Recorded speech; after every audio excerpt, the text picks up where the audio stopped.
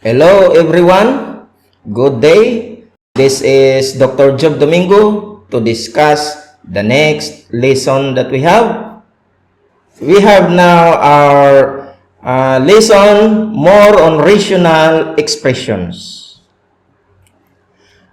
An algebraic expression is a constant, variable, or a combination of a constant and variable or variables using one or more fundamental operations. This may be raised to rational or irrational exponents. Examples, we have number 1, we have a number 5. 2, we have 4x. 3, 2x squared minus 3y. 4, we have 5mn to the 6 plus 3x squared m to the 7. Rational expressions are algebraic expressions in the form where a and b are also algebraic expressions. If the two rational expressions have the same denominator, then these are called as similar or like rational expressions. Otherwise, these are called as the similar or unlike rational expressions.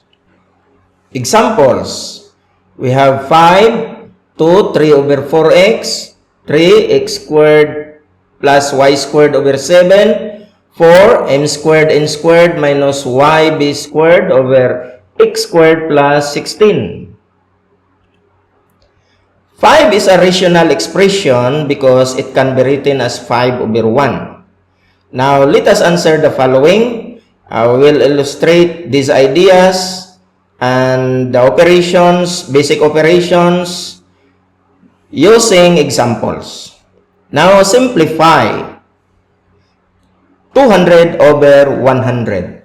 So, we factor 200, 2 times 100 over 100. Then, we cancel 100 and 100. What remain is 2. Now, we use factoring of numbers or polynomials. Number 2, we have x squared plus x over x.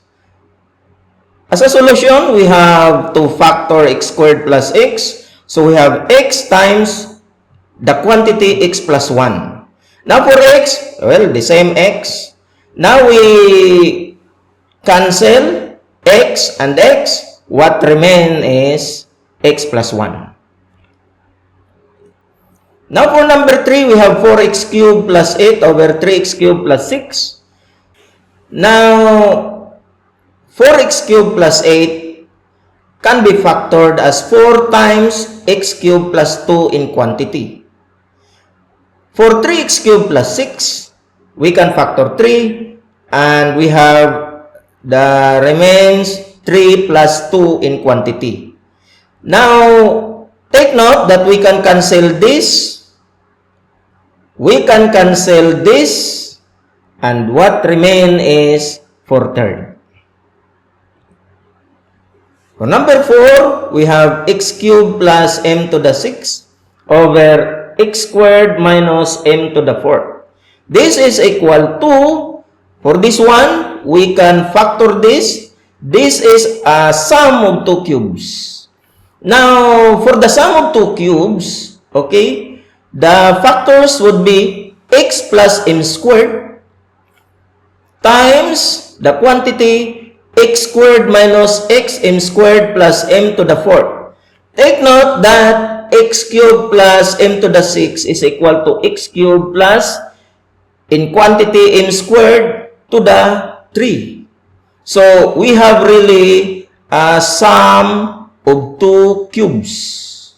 Now, for the factors, we have this. Now, for the x squared minus m to the 4th, this is just factoring 2 squares. The difference of 2 squares. So, the factors would be x plus m squared times x minus m squared in quantities. Now, we can cancel this and this. So, what remain is x squared minus xm squared plus m to the 4th over x minus m squared. Now for number 5, we have the division. So, again, if it is division, we have to take the reciprocal of this. Not this one, but this. And then proceed to multiplication. So, we have 2x over 3 times 9x over 4. Now, we cancel 3 and 3 here from 9 because 9 is 3 times 3. And 2 and 2 here because 4 is 2 times 2. What remains is 3x squared over 2. Now for number 6, still division of rational expressions. Now we proceed by taking the reciprocal of this to multiplication. So we proceed using multiplication operation.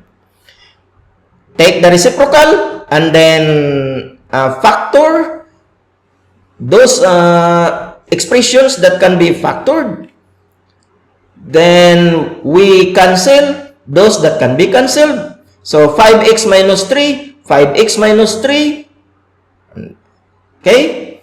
So we have 2x plus 1 and then 2x plus 1. So what will remain is x minus 1, 2x plus 5. So this one is cancel, cancel.